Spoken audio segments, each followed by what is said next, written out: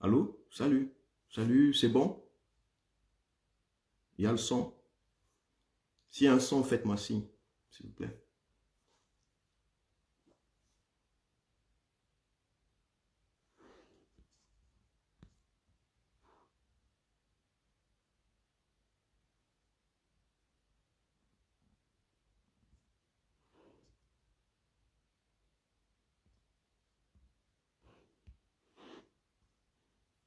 Ok, merci. Merci. Je suis désolé. Chantal Bianda, j'ai laissé la première partie sur le mur. Donc, pour ceux qui ont raté la première partie, je suis désolé. Voilà pourquoi je prendrai plus. Moi, j'aime pas prendre les gens en vidéo parce que Facebook a encore ce problème de son. Au niveau, lorsque vous invitez quelqu'un et que la personne prend la parole, il y a chute, il y a un problème, il y a bug, ça bug, le système bug. Donc, je vais plus prendre les personnes dont ça ne vaut pas la peine de demander l'invitation. J'ai enlevé l'option de demander l'invitation. Ah, ok. Donc, merci. Merci. Donc, j'étais en train de dire que nous allons combattre ce régime. Nous allons combattre l'animosité. Pas les hommes, mais l'animosité qui est une qualité. L'animosité est une qualité. Voilà pourquoi on dit animosité. La curiosité. Euh, euh, nous combattons les qualités, pas les hommes. Il faut que ce soit très clair que la lutte pour la résistance, la résistance nationale, c'est la résistance contre l'animosité. La résistance des hommes contre l'animosité.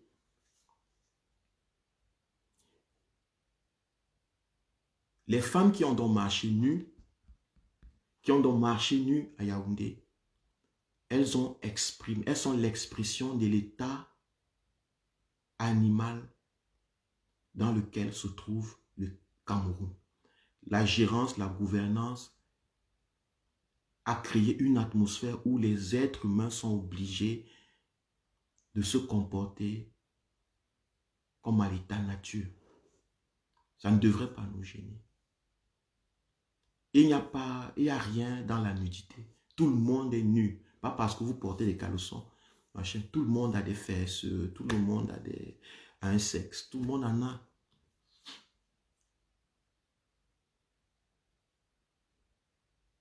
Mais il y a aussi un phénomène, c'est que la religion, je vous ai dit que la religion, ça c'est le deuxième thème, où je dis, est-ce que Dieu a le dernier mot?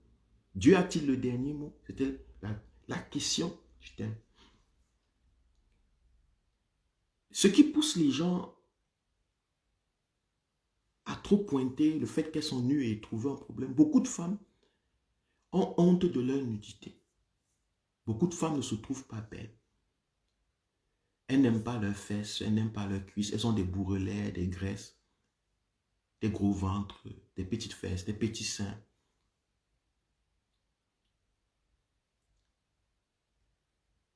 Et elles sont tellement préoccupées par ça.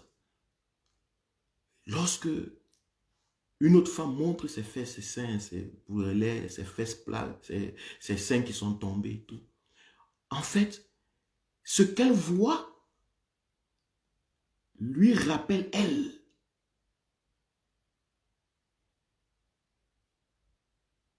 Ça la frustre. Elle est choquée. Comment tu peux montrer des seins plats? Moi, je passe mon temps à cacher mes seins plats. Je les enroule dans un truc. J'appuie des choses là-dedans. Comment tu peux monter un gros ventre comme ça? Moi, je passe mon temps à serrer les grosses ceintures, à porter les caleçons qui serrent, les trucs qui me serrent, pour que ça reste un peu caché quelque part. À porter les cabas, les larges cabas. Comment tu peux montrer tes fesses? Regarde les traits des femmes qui ont accouché, là, vous appelez ça, si c'est quoi? Les investitures.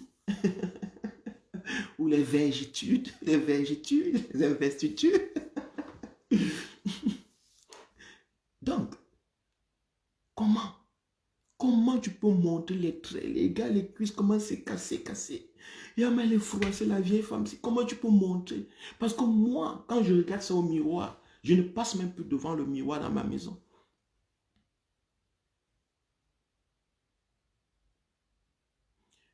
Donc, ce qui choque beaucoup de personnes, si vous avez remarqué beaucoup de femmes dans cette affaire, c'est elles-mêmes. Elles sont choquées par le miroir. Elles sont choquées par ce qu'elles voient, qui leur rappelle ce qu'elles sont.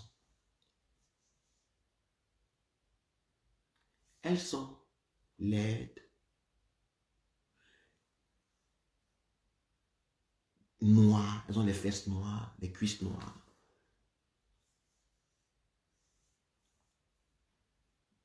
Chantal bien là.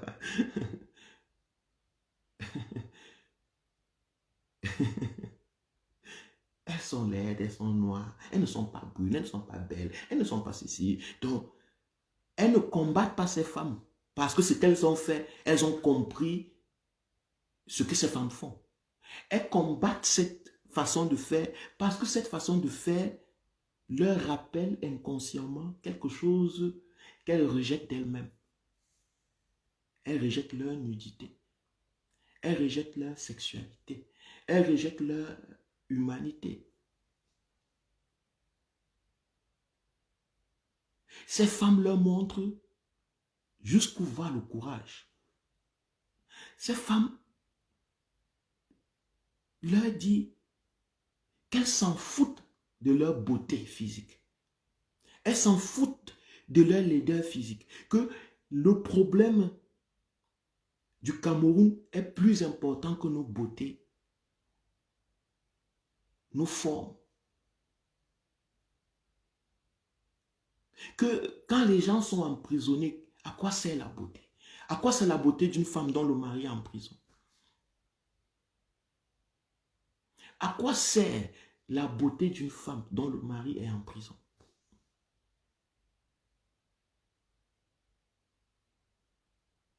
La femme dit donc, ok, quand vous mettez nos maris en prison, vous séquestrez nos maris dans leur maison. On va vous montrer donc nos fesses et nos corps, parce que c'est ce que vous voulez, parce que le régime Biafra, en fait, ce sont des régimes des malades, c'est des pervers.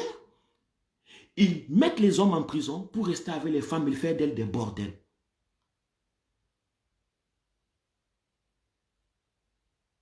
Pour rester couchés, leur faire du chantage, leur faire des propositions, pour leur faire tout, pour coucher avec elles, pour créer un pays de femmes de bordel. La femme intelligente te dit, ah, ok, je comprends votre problème, je comprends votre situation, je comprends vous voulez nous voir nus, vous voulez nous voir nos fesses, parce qu'on ne sait pas à quoi sert la beauté d'une femme, à quoi sert les habits pour une femme qui n'a plus de mari. On lui a appris que son corps c'était pour se protéger contre les attaques d'autres hommes. Elle couvre son corps pour son mari. Maintenant, vous lui retirez son mari. Elle se met à la place de la femme du président Maurice Kamto. À quoi sert des belles femmes au Cameroun dehors pendant qu'une autre femme est séquestrée?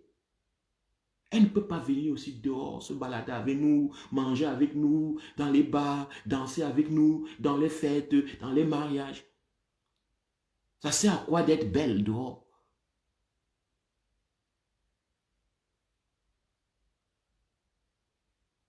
Ça sert à quoi d'avoir de belles formes ou de ne pas en avoir?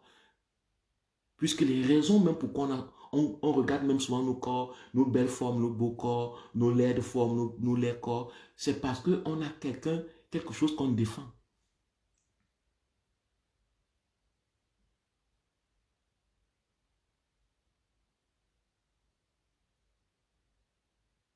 C'est le message qu'il faut lire. C'est le message qu'il faut lire derrière ces actes de ces femmes. Ça veut dire que nous sommes en train d'aller vers la libération du Cameroun. Mais nous irons vers la libération du Cameroun si et seulement si beaucoup d'entre nous encore participent, si beaucoup plus de femmes participent, si beaucoup plus de femmes continuent, si les hommes prennent conscience en fait de l'importance, s'ils disent que oh les femmes nues, ma femme nue, j'ai un problème avec une femme soit nue. Bon, si tu veux pas que ta femme se dénude, mon frère, écoute-la. Quand les femmes vous demandent les mèches, vous achetez, vous courez dans tout le monde entier. Tu vois les gars faire des seuls boulots pour acheter la chaussure à la femme. Maintenant, la femme te demande que, gars, combattons, libérons le pays. Vous restez derrière, vous regardez et vous passez le temps à juger.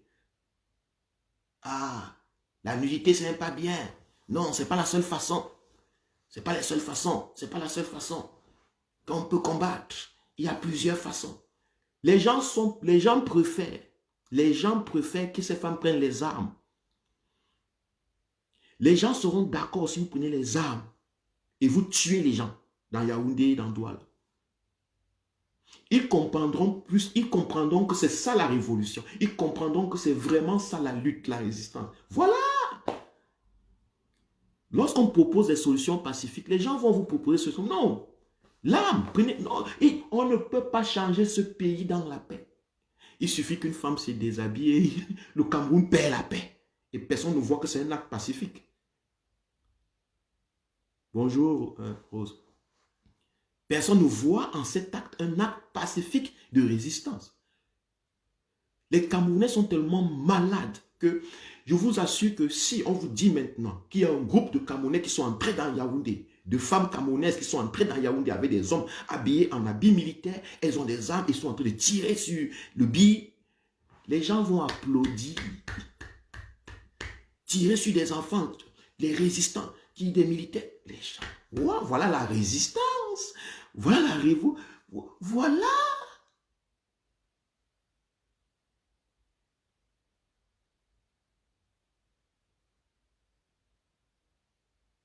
On est prêt à accepter la mort, mais pas la nudité.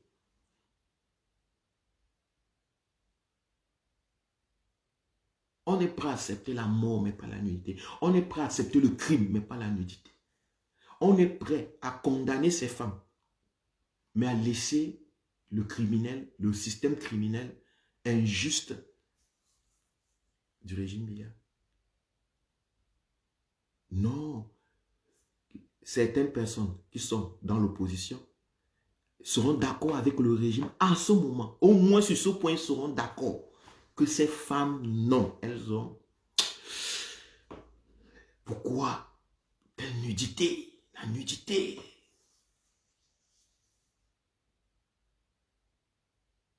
Le régime veut quelqu'un qui prend l'arme, les vrais hommes.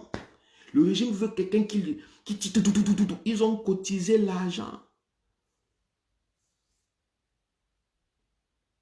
Ils ont cotisé les milliards pour faire la guerre.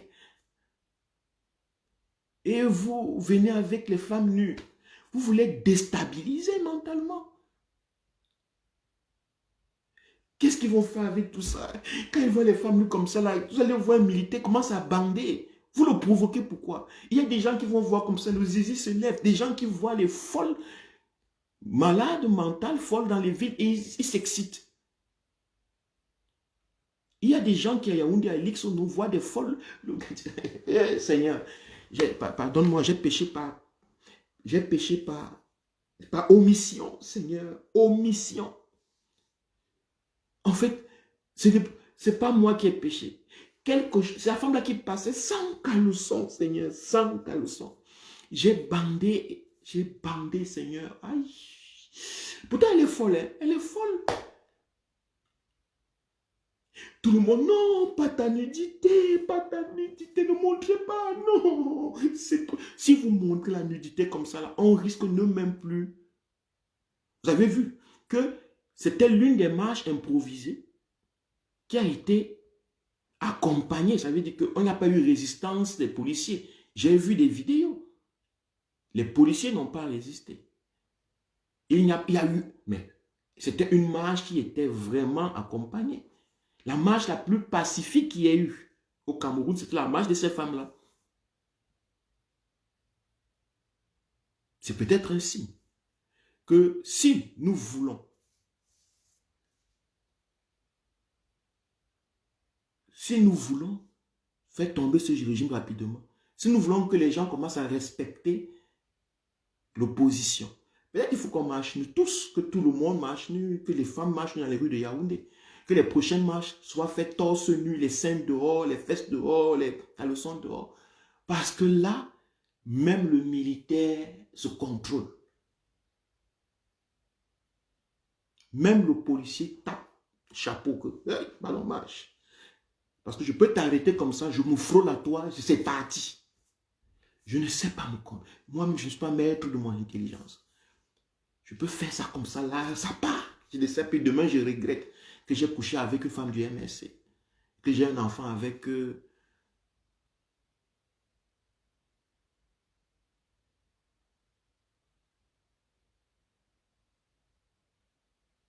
Est-ce que Dieu donc a le dernier mot?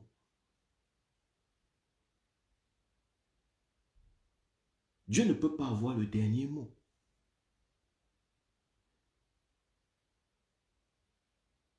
Dieu, ce que vous avez appelé Dieu, ne peut pas avoir le dernier mot. Parce que ce que vous appelez Dieu ne parle pas.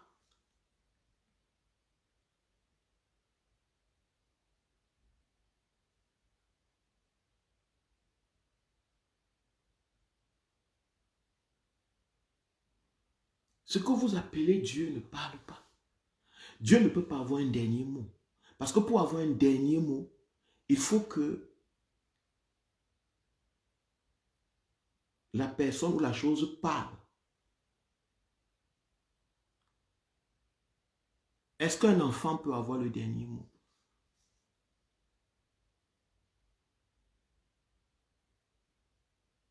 En passant, Eric Yuke qui dit, tu racontes des bêtises, demande à ta propre pute de mère de faire pareil cancre. Eric Yuke, je vais te répondre. Le complexe d'Oedipe, c'est un complexe dont souffrent les gens. Mais bon, puisqu'on n'est pas dans, on ne vient pas des sociétés où on a un peu la maîtrise de la psychologie humaine, le complexe d'Oedipe, c'est une maladie ou un état des choses, de l'esprit, où l'enfant, garçon, veut faire l'amour à sa mère. Il veut faire l'amour à sa mère.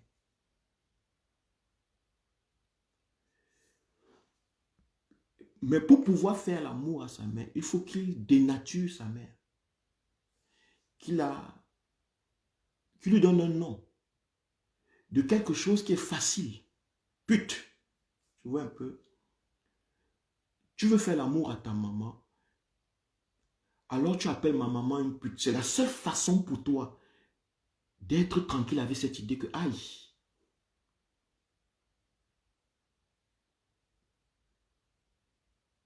tu aurais aimé que ma maman soit une pute. Hein, Eric? Tu aurais aimé qu'elle soit une pute et que tu puisses lui faire l'amour. Tu couches les mamans. Tu vas, tu payes dans les tournes d'eau ou bien les ampoules rouges. Tu payes. Tu ne prends pas les jeunes filles, c'est les vieilles femmes que tu prends. Tu couches les vieilles femmes, les mamans. Il y en a qui ont l'âge de ta maman. Voilà pourquoi lorsque tu regardes ou bien tu perçois la maman d'un autre Camerounais, tu la perçois comme une pute. Tu ne connais que les putes. Si même tu as une femme, en fait, au fond de toi, c'est une pute. Tu fais semblant quand elle te dit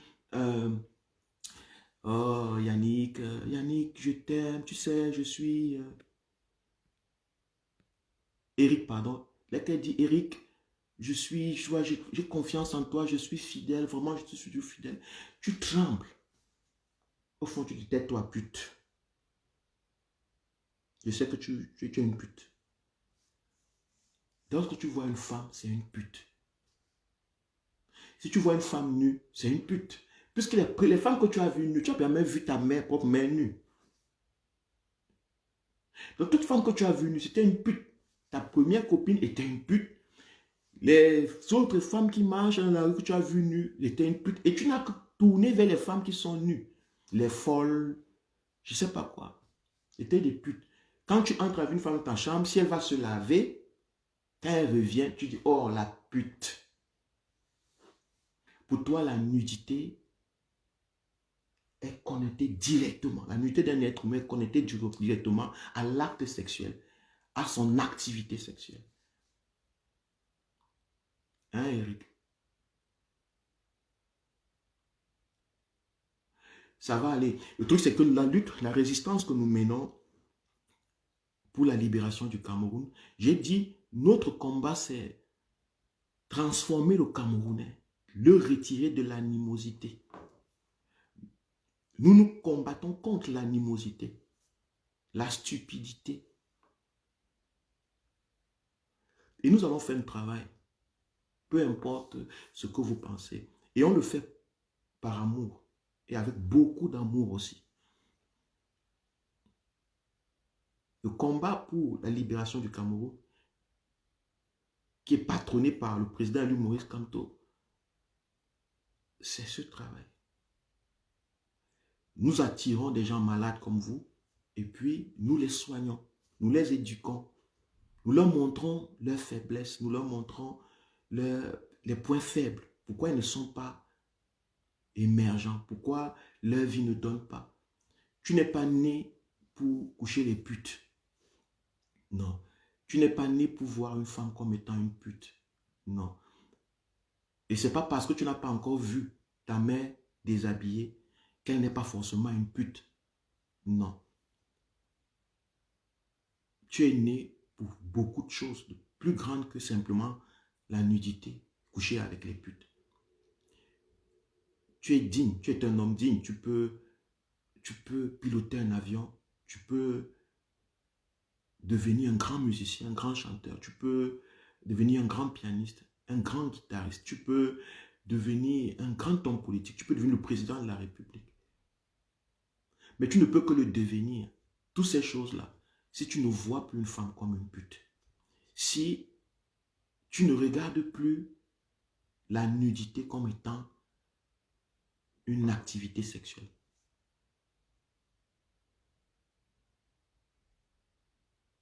Ok? Tu ne peux qu'atteindre tes objectifs. Je sais que tu as des objectifs, Eric.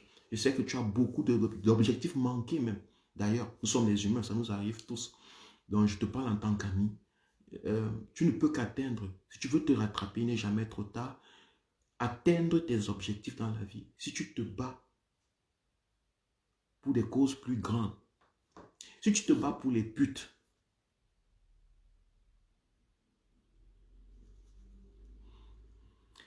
Ça peut être une lutte, ça peut être un choix, un combat que tu choisis.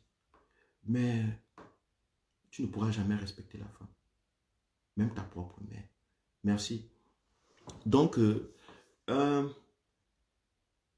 est-ce que Dieu a le dernier mot? Je disais que Dieu ne peut pas avoir le dernier mot parce que Dieu ne parle pas.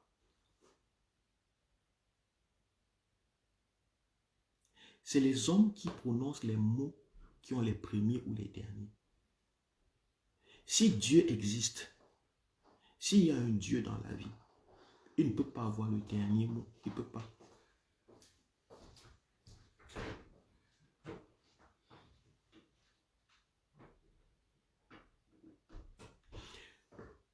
Et lorsque vous dites que Dieu a le dernier mot, quand vous faites face à des difficultés, à des défis majeurs comme la libération du Cameroun, la résistance, la malgouvernance, et que face au crime, à la violence, face à tout ça, vous dites, vraiment, vraiment, on ne sait pas même pas quoi faire. De toute façon, Dieu a le dernier mot. J'ai vu une femme anglophone qui est passée une fois dans la chaîne de télé, on a crié, Dieu a le dernier mot. Et tout le monde était content. Tout le monde était content. Dieu a le dernier mot. Mais qu'est-ce que ça veut dire? Imaginons même que Dieu avait le dernier mot, mes chers frères camerounais. D'où est-ce que vous tirez la sûreté que le dernier mot de Dieu serait en votre faveur? Les pauvres et les misérables dans le monde, les souffretés, les esclaves ont toujours l'impression que Dieu les aime. Parce qu'on a passé toute la vie à éduquer les Camerounais que Dieu, c'est le Dieu des orphelins, des misérables, des pauvres. Les pauvres et les misérables se sont donc assis. Ils sont devenus les personnes spéciales, extraordinaires. Ah, je suis une personne spéciale. Je suis pauvre, je suis orphelin, je suis misérable. Alors, si Dieu nous aime, ça veut dire que si Dieu dit le dernier mot, ça sera toujours en notre faveur.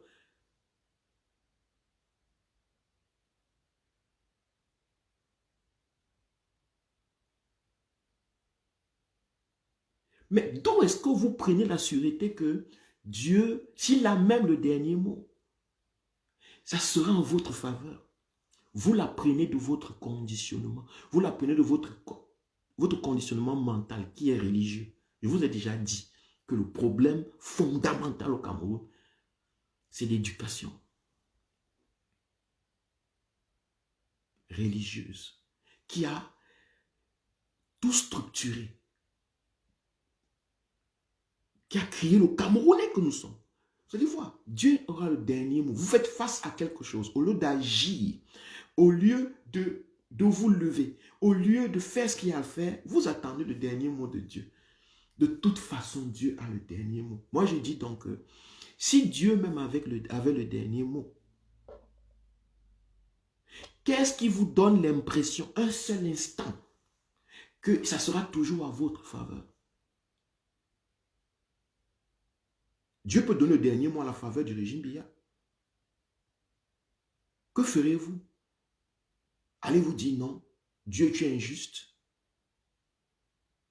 Dieu peut donner la faveur à Ngongo, puisque Ngongo dit aussi que Dieu a le dernier mot. Vous avez vu au truc de deuil, je ne sais pas de quoi on a fait le deuil dernièrement, il y avait des prêtres là-bas qui parlaient du dernier mot de Dieu.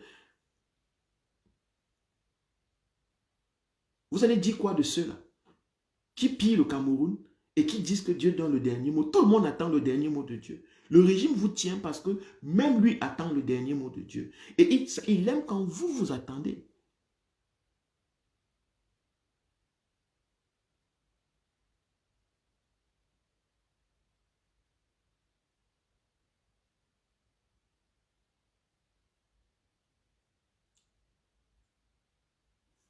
Il attend. Tout le monde attend même le régime attend le dernier mot de Dieu. Tout le monde est en train d'attendre le dernier mot. Et Eric Youke, merci, merci. Chaleureusement. Dieu attend, tout le monde attend le dernier mot de Dieu. Mais qu'est-ce qui vous prouve que le dernier mot de Dieu sera en votre faveur? C'est parce que vous êtes pauvres et misérables. C'est parce que vous êtes des esclaves. C'est parce que vous avez accepté d'être des esclaves. Vous avez signé le contrat de l'esclavage. Vous avez signé le contrat de l'esclavage.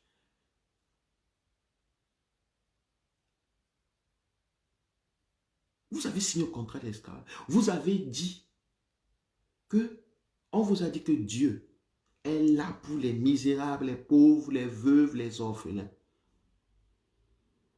Et qui ne veut pas être l'ami de Dieu. Donc le pauvre se sent spécial dans la pauvreté. Le misérable se sent spécial dans sa misère. L'orphelin est quelque chose d'extraordinaire. Quand les gens viennent à l'orphelinat, on chante. Les sacs de riz sont là. À la gloire de l'orphelin.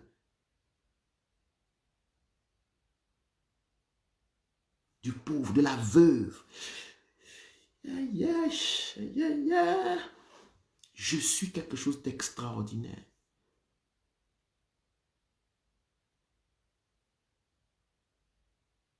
Quelque chose d'extraordinaire. Et puisque tu reçois toujours les sacs de riz, tu reçois les litchis,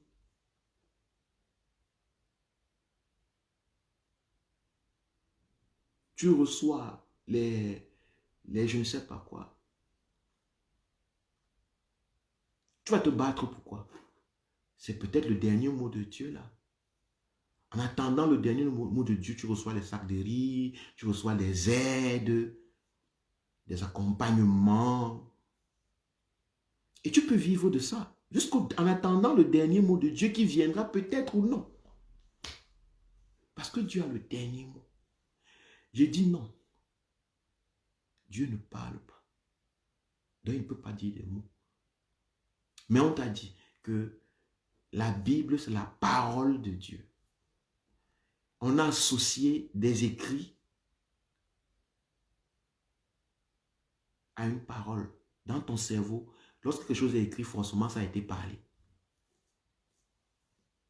D'abord. Et c'est vrai. Pour que tu puisses écrire quelque chose, il faut que tu l'aies parlé au moins, conçu mentalement, que tu aies eu une conversation mentale pour structurer ce que tu vas écrire. Mais ce n'est qu'un homme qui peut faire ça. Ce n'est qu'un homme qui peut penser, parler et écrire.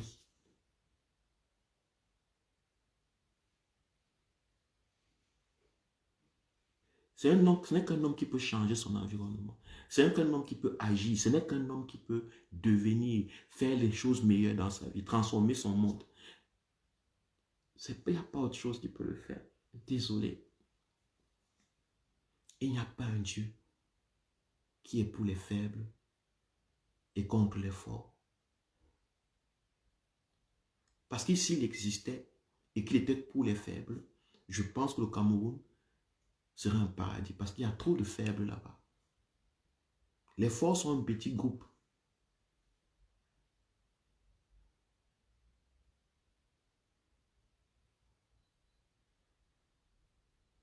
Les forts sont un petit groupe. Donc c'est ça le point. C'est que je dis ceci pour que nous comprenions que nous ne devons pas attendre. Il n'y a rien à attendre. Les choses doivent être faites maintenant. Le mot de Dieu ne viendra jamais. Et si ça vient, ce n'est pas toujours sûr que ça sera en votre faveur ou en notre faveur. Nous devons tous les jours nous rassurer que nous sommes dans l'action de la mobilisation. Que nous sommes en train de faire le travail que nous devons faire. Tous les jours. Tous les jours. Si vous êtes au Cameroun, vous devez vous rassurer qu'au Cameroun, vous êtes en train de faire ce que vous devez faire. Comme ces femmes qui ont fait hier. Elles font ce qu'elles font. Elles font ce qu'elles savent faire. Tout ce qu'elles peuvent faire. Elles ne vont pas faire. Elles n'attendent pas. Elles font ce qu'elles font. Tous les jours, qu'est-ce qu'il y a à faire? Je fais ça. À tout moment. Parce que le temps passe. Le temps, il est là. Et nous passons. Dieu n'a pas le dernier mot parce que Dieu ne parle pas. Dieu ne peut pas donner un mot en votre faveur parce qu'il n'a pas de sentiment. Il n'a pas de sentiment.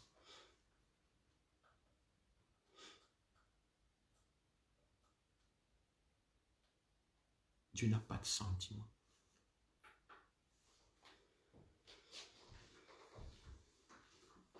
Parce que pour pouvoir me donner un mot, il faut que tu aies un sentiment, que tu puisses prendre un camp. Pour faire le dernier jugement, tu dois te dire, ah non, ça c'est pour les... Dieu n'a pas de sentiment. Merci de m'avoir suivi aujourd'hui. J'espère que vous allez très bien et que nous avons tous encore appris et nous nous sommes tous développés encore aujourd'hui. Courage à tous les combattants, courage à vous, courage à tous les Camerounais qui sont pour l'instauration d'un réel état de droit et d'une réelle démocratie au Cameroun. Bonsoir, bonjour à tous les prisonniers politiques détenus de manière injuste et courage, courage, chers Camerounais, nous sommes avec vous et le peuple camerounais est avec vous aussi. Merci. Ciao.